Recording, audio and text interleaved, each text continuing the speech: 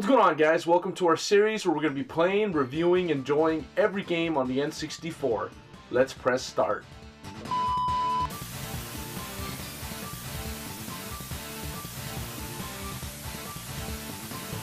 Aerofighters Assault is a game that was released in 1997.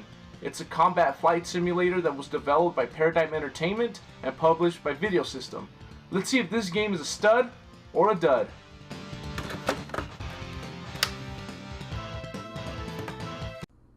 Aerofighters Assault was the last game in the Aerofighters series, as well as the first and last with 3D graphics.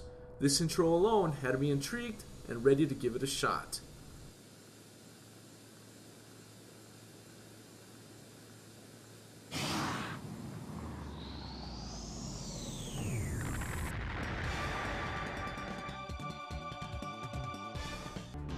The options in this game are important.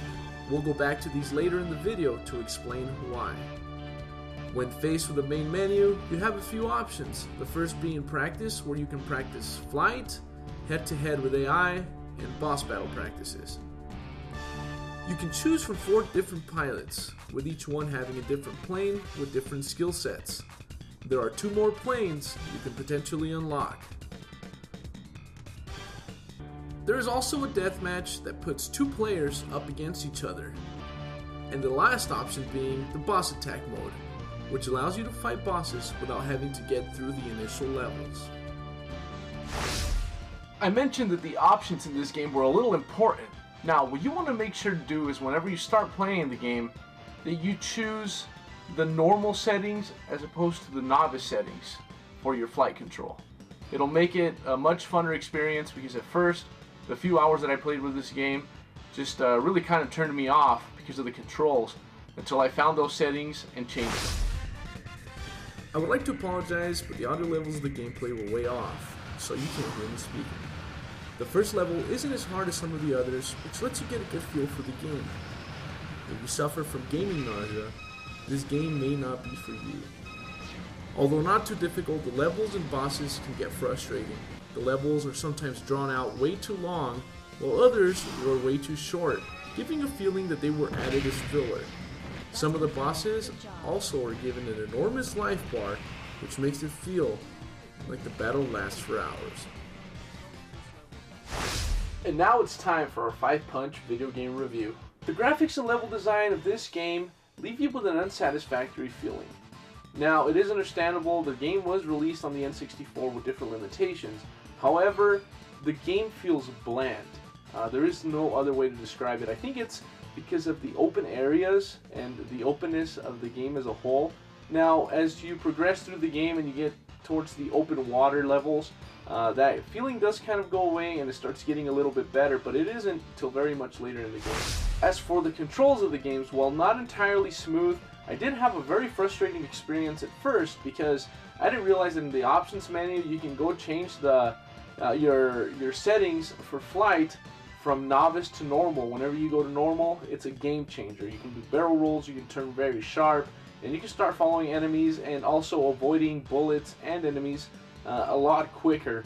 Overall, the controls are pretty darn good. My only gripe with the game is that it feels slow as you're flying along. And whenever you're just flying in one direction and straight, the game feels really slow. You never feel like you change speeds. The only time you feel like you change speeds is whenever you do turns and you do barrel rolls and your plane is kind of moving faster. But what it is, it's not the plane, it's more the screen.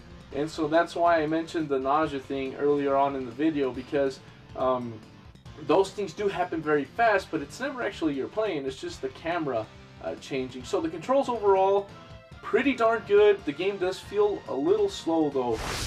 I would say that this game isn't too difficult. Actually, it's pretty enjoyable if you don't mind the tedious boss battles. That's the only gripe that I would have. Some of the levels, while not difficult, are frustrating because of the things that I mentioned before in the video, where they're kind of drawn out. There's a lot of enemies, you fight them. By the time you get to the boss battle, you're kind of tired. You press the start button, you go get something to eat, to drink, and you might not come back to the game for a couple hours or maybe the next day or something. So overall, the difficulty isn't too bad. The levels are kind of drawn out and the boss battles are kind of drawn out. So it might feel like it's a little more difficult, but all it is that the bosses just have a lot of health. Included in our 5-punch video game review are story and character development. There isn't very much character development here, however there is a story, and the premise and why you start the game is that a thermal bomb was detonated in the South Pole and Tokyo is underwater, and you're there to protect a government building, and from there on it just builds on that.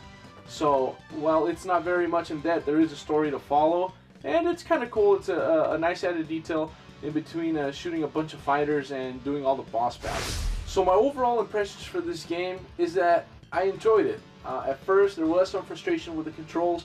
Once I figured that out, then I had a much better time playing the game. Now, I probably played anywhere between 8 and 10 hours.